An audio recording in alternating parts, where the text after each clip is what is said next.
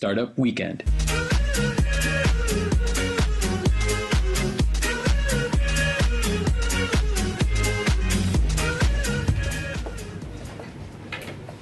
Nous allons maintenant laisser la parole au groupe répondant au doux nom de boissons énergisantes. En fait, ils ont un nom secret.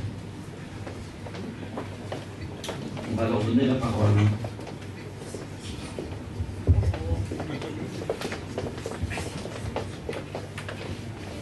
Donc, bonsoir tout le monde déjà.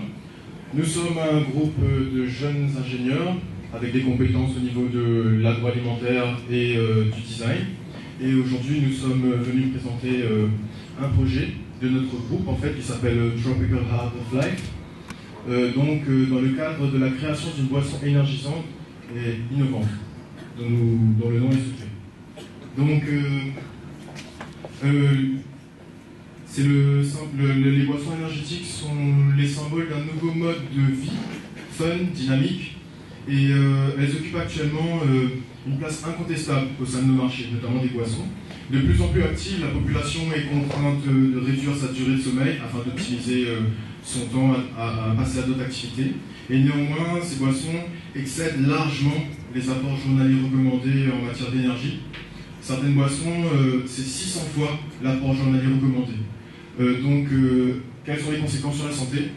On peut avoir tremblement, tachycardie et autres troubles pouvant aller jusqu'au décès, la mort. Donc, c'est dans l'optique de créer un produit adapté à votre vie et à vos besoins que nous vous présentons notre nouvelle innovation en matière de boisson qui a été travaillée donc, par notre groupe Tropical Heart of Life. Donc cette boisson, elle est véritablement innovante dans le fait que c'est une boisson énergisante faite à base de fruits typiquement réunionnais, dont l'ananas Victoria ou encore la mangue José, qui sont des produits aujourd'hui véritablement connus internationalement. Notre produit présente aussi des caractères organoleptiques exceptionnels et une formulation naturelle sans additifs et sans conservateurs, ainsi que des qualités nutritionnelles importantes.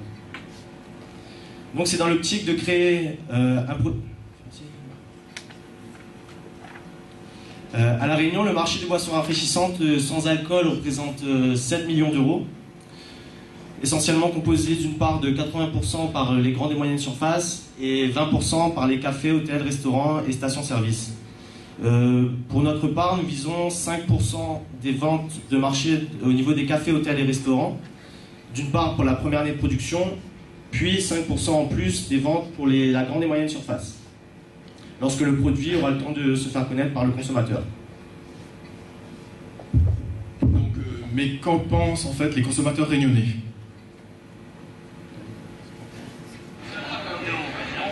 Pourquoi?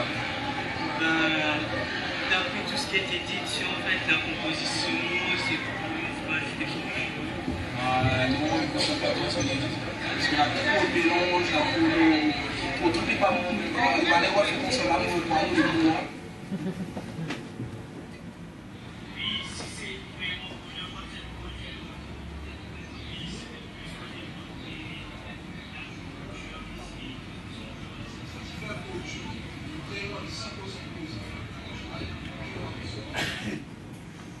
Donc sur une étude réalisée sur un échantillon d'environ 50 personnes, un petit peu plus, on a un 100% de réponse positive. Donc la population réunionnaise est prête à acheter le produit et surtout modifier le comportement face à certains produits pour inclure ce produit-là dans leur vie. Donc notre marché sera d'abord réunionnais avec une volonté de marché international. Notre communication sera axée au niveau du circuit local avec des spots radio, des affiches 4.3, mais aussi l'Internet pour pouvoir anticiper plus tard, pour pouvoir anticiper les marchés internationaux auxquels on destine le produit, donc création de site Internet, publicité, etc. Donc, au niveau du plan financier, nous avons essayé d'établir un plan. Tout d'abord, la première année, elle sera consacrée à une étude sur la recherche et développement afin de pouvoir finaliser la formulation du produit. Puis une deuxième année qui va consister en une création de l'usine. Enfin, les années 3 et 4 vont consister donc en la production elle-même des produits afin de pouvoir réaliser les bénéfices. Donc notre volonté est de faire connaître nos produits à l'international avec un côté développement durable, avec un côté social. Notre première ligne de production sera donc faite à La Réunion. Et c'est en tant que jeunes Réunionnais que nous voyons aussi pour notre île une réindustrialisation auquel nous allons activement participer. C'est en venant aux startups que nous est apparue cette idée. Nous avons développé un avant-projet en 54 heures que nous espérons voir se concrétiser. Nous avons la volonté de vous emmener dans l'univers de notre produit. Merci de votre attention. Merci beaucoup. Place maintenant aux questions.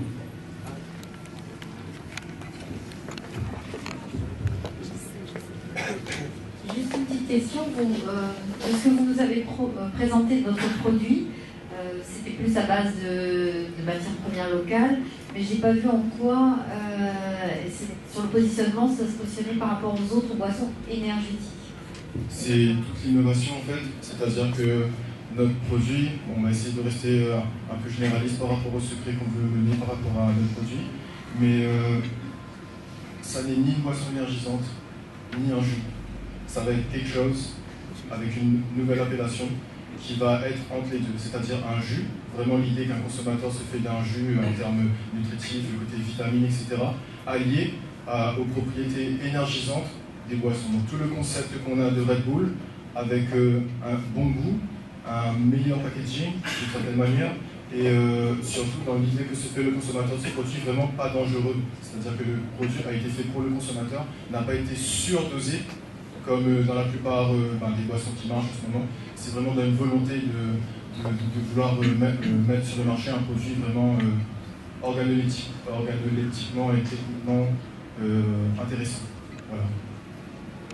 Si j'ai bien saisi, pendant les 2 premières années, vous n'avez pas de rentrée de chiffre d'affaires. Vous avez grosso modo 400 000 € à financer. Comment est-ce que vous appréhendez de couvrir ce besoin de financement?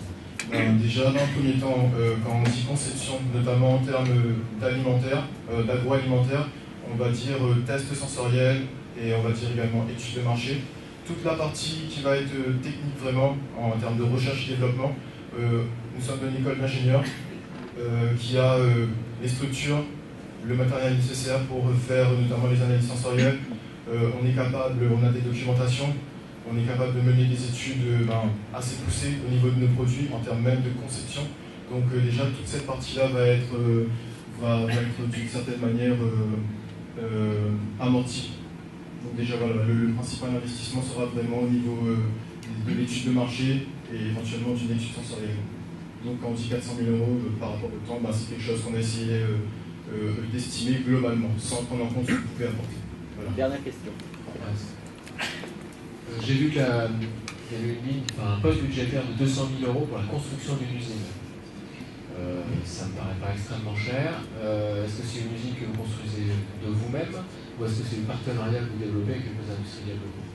Alors déjà, dans un premier temps, tout ce qui va concerner le dossier de dimensionnement d'usine, donc tout ce qui va être conception même de l'usine, d'ici quelques années, nous serons ingénieurs agroalimentaires, donc nous allons faire ce dossier nous-mêmes, déjà de 1. De 2, l'usine se positionne en tant que segment manquant sur un marché, c'est-à-dire qu'on peut sous-traiter des opérations en amont et des opérations en aval. Par exemple, l'embouteillage, ici on a des usines qui tournent.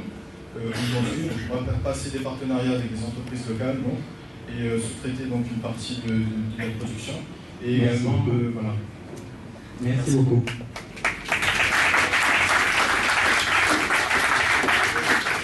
Startup Weekend.